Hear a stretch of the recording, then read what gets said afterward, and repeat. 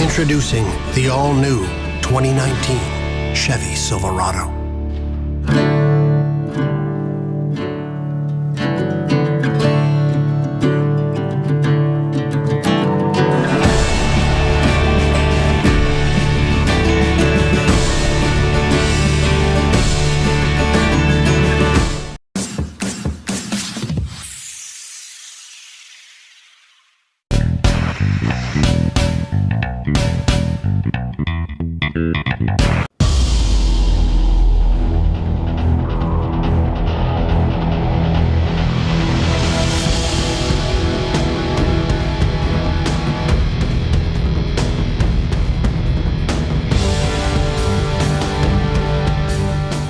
So by now, I'm sure that most of you have had an opportunity to see the new 2019 Silverado 1500 and the 2019 Ram 1500s that were released at the North American International Auto Show. Starting off with the new 2019 Silverado, I have to tell you what I saw impressed me. Just the fact that they are so much more innovative with this truck. They've added so much technology and convenience to this vehicle. It really does stand out. There are some really great uses of space. I loved seeing how they added the little hatch in the back seats that give you additional access to cargo space, as well as extended the cab itself, so you now have much more space there. They extended the wheelbase of the vehicle, and I am so glad that they are finally adding rear air conditioning vents to the back seat. That is something I've talked about for a long time, and it's good to see that they've returned to that common sense approach to cooling passengers in the back. And I know it's something small, but what really blew me away were the use of those little pockets in the back seat. Basically, the ability for you to flip open the centers of the back seat to access the cargo space behind them. That, to me, is ingenious. It just makes a lot of sense. That's an area that's kind of untapped. And I'm glad that truck manufacturers are starting to take a better approach at looking at areas that they can provide you more function that might otherwise be just dead space. I love the fact that they've gone to all LED lighting. I think the truck has a very masculine look to it. Now, I will be honest with you, the front fenders and the rear fenders to me scream Toyota Tundra. I'm not sure if the cues were pulled directly from a Tundra, but if you just look at the bed from the side, it looks like a Toyota Tundra. One thing that I saw in the announcement is that they've increased the height of the bed rails by about 1.5 inches to 2 inches. So if they carry that over to their 3/4 ton and 1 ton trucks, you are taking a risk that it could create a potential clearance problem between like a fifth wheel or a gooseneck. So that's still to be seen, and we don't even know if the bed is going to be an exact carryover from the 1/2 ton trucks to the 3/4 ton or 1 ton, but it's a good bet that they probably will be. Some other things that I really like is the fact that they increased the size of the back step on the sides of the bumper. I thought that that was something that was needed for a while. And the bumper is usually, besides being an impact zone, a very bland piece of material on these trucks. And GM, when they introduced the little side steps on the bumpers, I thought that was a great idea. And to expand those and make them larger in the 2019 model, I think just makes sense.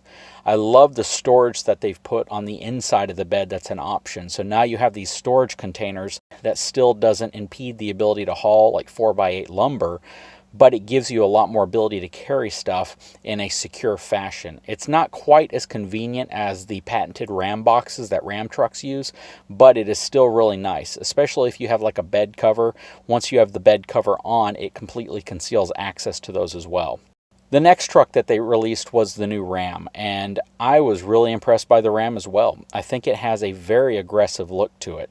Now, I know some people's opinion on this truck, it's very mixed, because Ram traditionalists have really taken to that semi-truck front end look that they released, I think, in like 1994, and to move away from it to some degree and go more to a traditional pickup truck front end, to a lot of people, was kind of a move backwards for Ram.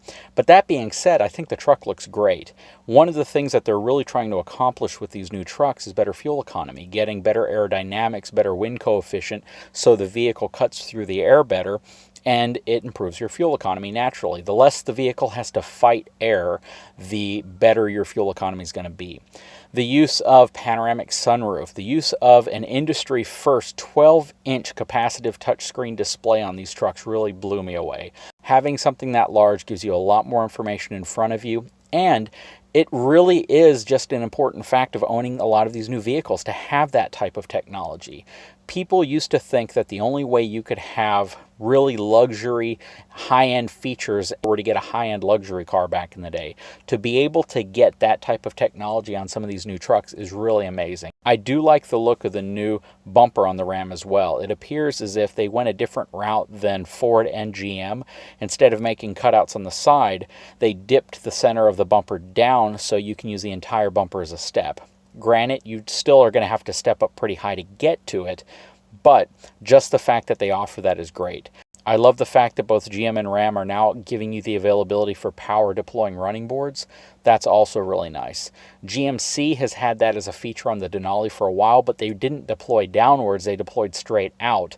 And in many cases, you still had a pretty high step up to get into the vehicle. The truck itself just has an overall great look, and I think they're going in the right direction with it. Now, the last truck that was released that I was really impressed by was the new Ranger. So many people have been waiting for this specific truck because it finally adds a vehicle to Ford's lineup that is smaller than a full-size pickup truck, but in many ways offers you more than enough capability for the average person. It's going to be a larger platform than a Tacoma, and it's pretty much on par with like a Canyon in Colorado. It fills that gap between people who need a pickup truck but may not need a full-size pickup truck. The truck itself is really based on a global platform that they've had for a while, even though they've added some distinctly North American touches to it. They did a good job to even take some of the cues off of the Raptor, such as some of those side vents and some of the different designs to give it that more masculine feel. Now, a lot of people are going to be waiting for the actual numbers of the vehicle. Once the truck's released, different configurations you can get it in, as well as what its payload and its towing capacities are going to be based on a crew cab model. One thing to keep in mind is you're not going to see as many trim levels on the new Ranger. I believe it's only going to come in like an XLT, an XL, and a Lariat package. The XL being more of a work truck, the XLT being the midline mass volume selling vehicle, and the Lariat being the luxury version of that vehicle. I like the look of the truck, but I do think it is a bit bland. I wish they would have done a little bit more from a styling perspective to make the truck stand out, because it doesn't look that different than some of the other trucks that Ford produces in other countries, and it would have been nice to see a better departure from that. Anyways, guys, you know that as soon as these trucks hit dealership parking lots, I'm going to be out there test driving them, doing my full review on them, and giving you all the measurements from frame thickness to payload capacity, towing capacities, different configurations, as well as practical usage of space. It's going to be coming soon. If you haven't had a chance, please subscribe to my channel, give me a thumbs up, and I will talk to you soon.